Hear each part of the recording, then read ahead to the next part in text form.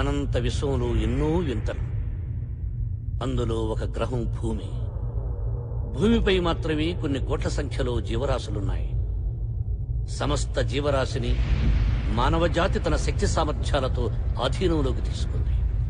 కానీ అది మానవజాతిని, ఈ సృష్టిని నడిపిస్తున్నది ఒక మహాశక్తి అని నమ్మి, ఆ శక్తిపై నమ్మకం పెంచుకుని, ఎటువంటి శాస్త్ర విజ్ఞానం లేని కాలంలోనే గ్రహాలు 9 వాటిని నడిపిస్తున్నది భగవంతుడిని నమ్మి పూజించడం మొదలుపెట్టింది మన భారతదేశం. అందులో ఎన్నో దేవాలయాలు. తిరుమలలో కలియుగ దైవమైన వెంకటేశ్వరుడు, శ్రీశైలంలో భ్రమరాంబికాదేవి మల్లికార్జున స్వామి, విజయవాడలో కనకదుర్గాదేవి, అలాగే జనగాంలో అభయ దుర్గాదేవి ఆలయం. దైవం అనేది ఒక శక్తి, ఒక విశ్వాసం, ఒక ఊపిరి.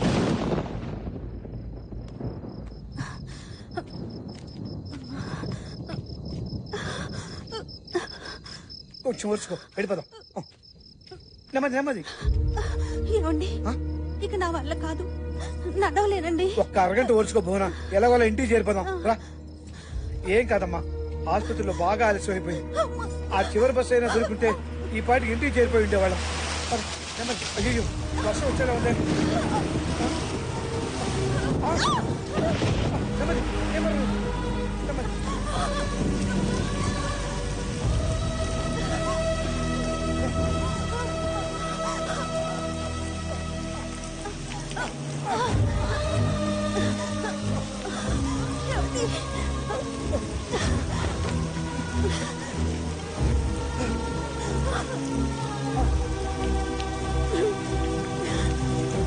అమ్మా, ఈ సృష్టిలో అందరి పుట్టుకకి చావుకి కారణం నువ్వే అంటారు. ఈ గుడిలో నీ ఒడిలో నా బిడ్డకి జన్మనిస్తున్నావు. ఈ భారం అంతా నీదే తల్లి, ఈ భారం అంతా నీదే.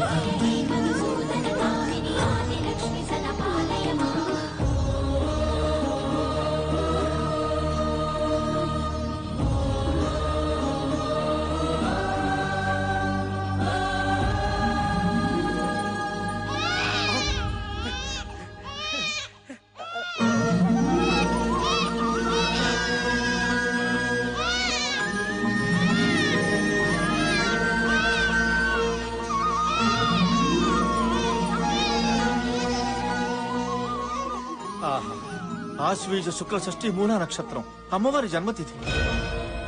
ఈ ఘడియల్లో పుట్టిన ఈ బిడ్డ సాక్షాత్తు అమ్మవారు జపించిన మంత్రం పంచాక్షరి.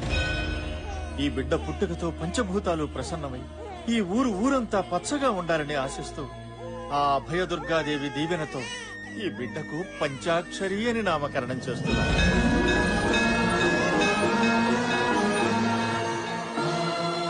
పంచాక్షరి.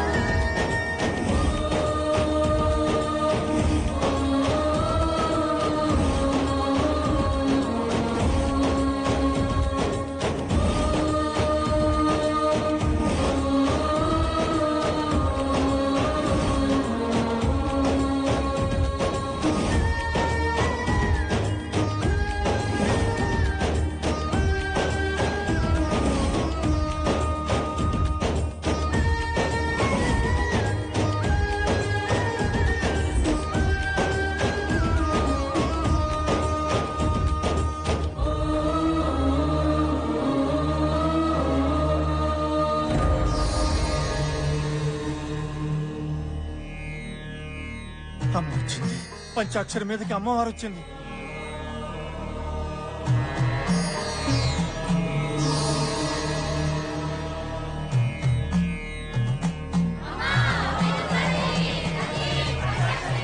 సాక్షాత్తు ఆ అమ్మకే తల్లిదండ్రులు అయ్యారయ్యా మీరు.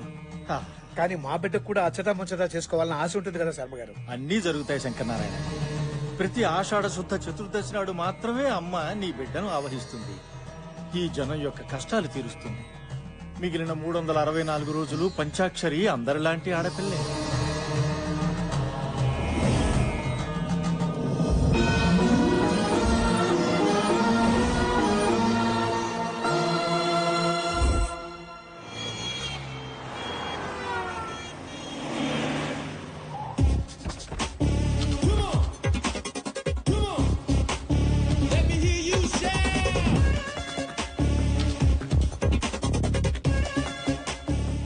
మన సినిమా చూడటానికి వచ్చినట్లేదే, చూపించడానికి వచ్చినట్టుంది. ఆపవే, అసలే షో టైం అవుతుంది. ఈ హనీ ఎప్పుడొస్తుందో? అదేప్పుడు టైంకి వచ్చిందే. ఆ సినిమా టైటిల్స్ పడ్డాక గానీ రాదు. చిన్నప్పటి నుంచి చూస్తున్నాగా. టెన్షన్ పెట్టే రకమే గానీ పాడే రకం కాదు. హే అదేనే. హలో హనీ, ఎక్కడున్నావు? కదా గుడికెళ్తున్నా. Cinema evening చూడొచ్చులేవే. ఏంటంట? రిలీజ్ రోజే ఫస్ట్ షో చూపిస్తారంటే ఊపుకుంటూ వచ్చాంగా. అది టికెట్స్ తీసింది మార్నింగ్ షో కాదంట, ఫస్ట్ షోకి. కేక్ తినిపిస్తానని షాక్ తినిపించింది. పదండి వెళ్దాం.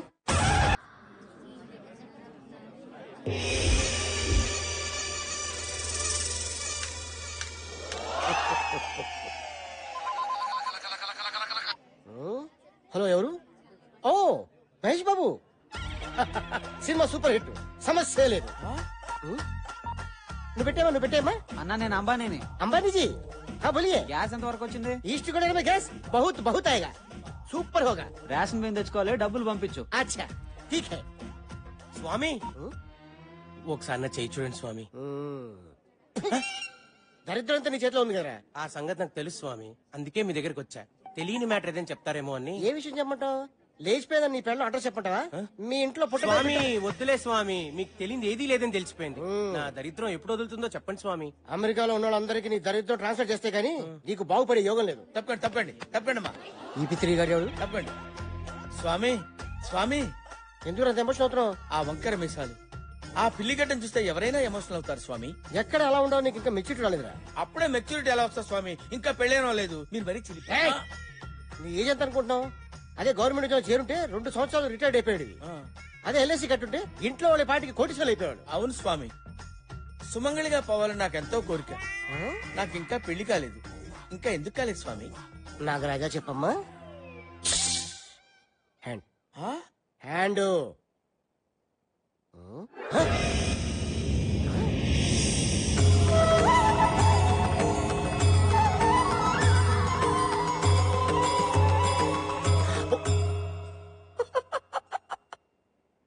400 సంవత్సరాల క్రితమే నీకు పెళ్లి జరగాలి, కానీ బ్రహ్మచారిగానే బాధ్యత నీసావు. ఎవరికి లేనంత గ్రేట్ ఫ్లాష్ బ్యాక్ ఉందిరా నీకు. ఏంటి స్వామి? దేవదాస్ కన్నా, షహజాన్ కన్నా, లైలా మజును కన్నా గొప్ప ప్రేమికుడురా నువ్వు.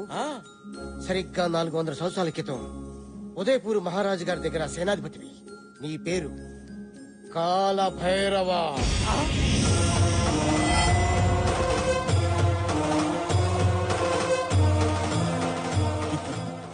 ఇమేజ్ వద్దు, డ్యామేజ్ అయిపోతావు. వెనకొచ్చాయి.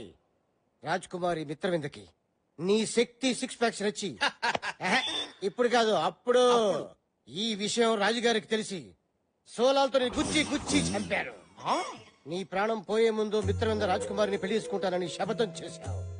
నీకు ఎవ్వరితో పెళ్లి కాదు, ఒక మిత్రవింద రాజకుమారితో తప్ప. ఇప్పుడు అమ్మాయి ఏ ఎస్టేట్ లో రాకుమారిగా పుట్టింది స్వామి? నాగరాజుతో ఒకటి దిక్కు నీ అబ్బ. బ్రెయిన్ లేదురా. ఇప్పుడు రాజులు లేరు, రాజాలు లేవురా. రాణి లాంటి అమ్మాయిలు వీధికి ఒకటి ఉంది, వీళ్ళు ఎత్తుక్కో.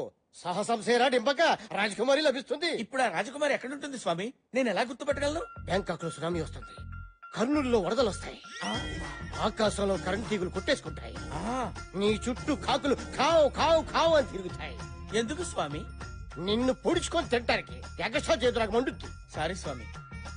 కాయ కచోడి నెత్తి మీద పెట్టుకో, నేనే కాలభైరవ అని చెప్పు. మిత్రవింద నిన్ను గుర్తుపడుతుంది. ఆ అమ్మాయి నన్ను పెళ్లి చేసుకుంటుందా స్వామి? నీకు ఖచ్చితంగా పెళ్లి అయిపోతుంది. పో. థ్యాంక్ యూ స్వామి, థ్యాంక్ యూ. ఇదిగోండి స్వామి ఫీజు. మొత్తం ఉంచేసుకోండి స్వామి, ఉంచేసుకోండి. ఇదేంట్రా ముష్టోడికి వేసినట్టు 100 రూపాయలు ఇస్తున్నావు? ఎంత ఇమ్మంటారు స్వామి? అమ్మ పగిలిపోద్ది. మినిమం 5000. 5000 స్వామి చెప్పింది.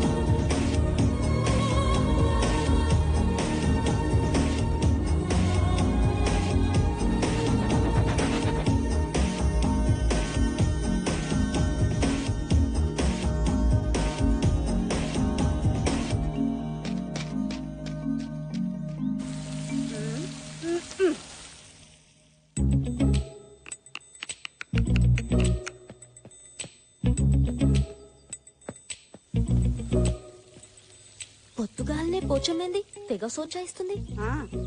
సర్లే నువ్వు వెళ్ళి ఫ్రెష్ అప్ అయ్యిరా, టిఫిన్ చేద్దు గాని. ఆగా ఏంది పొద్దుగాల ఆడికి పోయిస్తున్నావే? Jogging darling jogging. ఫిజిక్ కాపాడుకోవాలి కదా. ఏం ఫిజిక్? మేమేం జాగింగ్లు గీగింగ్లు చేయలే. మా ఫిజిక్ జబర్దస్త్ గా లేదా? గట్లనే బయట తిరగద్దు, పోరులు ఎంబడి పడతారు. పెట్టించుకున్న పళ్ళకే ఇంతంటే ఒరిజినల్ అయితే ఇంకేం చేస్తుందో ఏమో. అబ్బా ఈ ఆదివారం రావడం ఏంటో, అందరు కలిసి టిఫిన్ తినడం ఏంటో, వారాల్లో చేసిన తప్పు ఒప్పుకోవడం ఏంటో, తాతయ్య రూల్స్ పెట్టి బుర్ర తింటున్నారా? Just break the rules. Yeah A Milky అలా చేయొద్దు. హాయ్ హనీ, ఫ్రెష్ అప్ అవ్వు. రారా కూర్చో.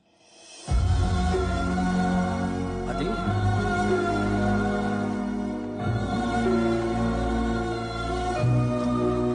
Morning daddy. Good good morning. Morning తాతయ్య. Good morning.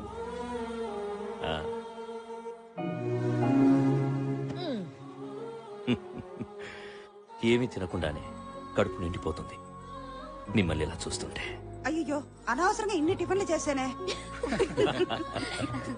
ఇలా వారానికి ఒక్కరోజైనా మనమంతా కలిసి టిఫిన్ చేస్తుంటే నాకు చాలా సంతోషంగా ఉంటుంది. ఆకలిస్తుంది తాతయ్య. ముందు ఈ వారంలో నువ్వేమైనా తప్పు చేసావేమో చెప్పు, ఆ తర్వాతే టిఫిన్. అది మొన్న మీరు చూసిన నా ప్రోగ్రెస్ రిపోర్ట్ లో మ్యాథ్స్ 85 వచ్చాయి కదా. Yeah, very good marks. కానీ 35 ని 85 గా దిద్దాను. అమ్మ దొంగ. వరుణ్, నీ కూతురు 35 కంటే 85 ఎక్కువని తెలుసుకుంది. లెక్కలు రాకపోవడం ఏంటి? లిసన్, ట్యూషన్ లో చేర్పించు, మార్కులు అవే వస్తాయి. అంతవరకు మిల్కీకి no chocolates, no ice creams, no cool drinks. తాతయ్య మిల్కీ, సారీ. తప్పు చేసిన వాళ్ళు ఇంకెవరైనా ఉన్నారా? వెరీ గుడ్, తప్పు చేయడం మానేశారన్నమాట. సారీ డాడీ, మొన్న ఫ్రెండ్స్ తో పార్టీలో బియర్. బీరా బీరా మీరా? ఈయనకి నా మొగని పోలికలు వచ్చినాయి. డాడీ, మన మిల్కీకి స్కూల్లో గుడ్ మార్క్స్ వచ్చాయని, మంచి కూతుర్ని కన్నావురా అని మీరు అన్న ఆనందంలో. అయినా ఈ పాడు అలవాటు నీకెలా అబ్బిందిరా? నిన్ను చూస్తుంటే నువ్వు కూడా ఏదో తప్పు చేసినట్టుందే. అది ఆఫీసులో స్టేషనరీ కని డబ్బులు తీసుకుని కార్డ్స్ ఆడాను. కార్డ్స్? కార్డ్స్? నీకు జోకర్ వస్తే నువ్వు షో తిప్పుతావు, అదే ఇంకొకటికి జోకర్ వస్తే నువ్వు జోకర్ అవుతావు. చూడండి, మీకు ఇక నుండి 2 వారాల వరకు ఆఫీస్తో సంబంధం లేదు. ముందు మీ కూతురు ఏం చేస్తుందో కనుక్కోండి. నేను తప్పు చేయడమా? No, never. ఈ సూర్యనారాయణ పటేల్ కూతురు తప్పు చేసిందంటే ఈ భూమి మీద ఎవ్వరూ నమ్మరమ్మా.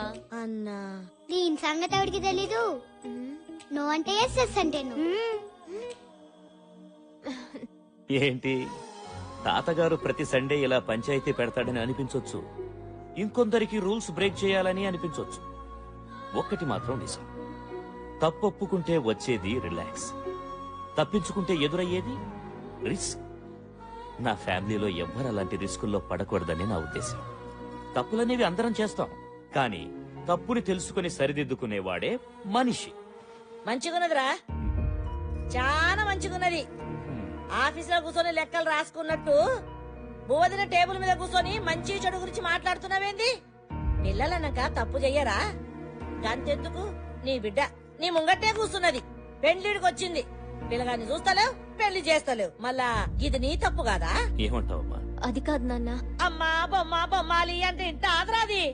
చూడు తమ్మి, దానికి నువ్వు పెనిమిడిని తెస్తావా లేకపోతే నన్ను దెమ్మంటావా? నేను చచ్చేలోపు దాని పెళ్లి అయిపోవాలరా, గంతనే. నువ్వు గట్ట లేట్ చేసినావనుకో నా తలకాయ ఇగో ఈ గోడ గుద్దుకొని నేను గీరి చస్తా.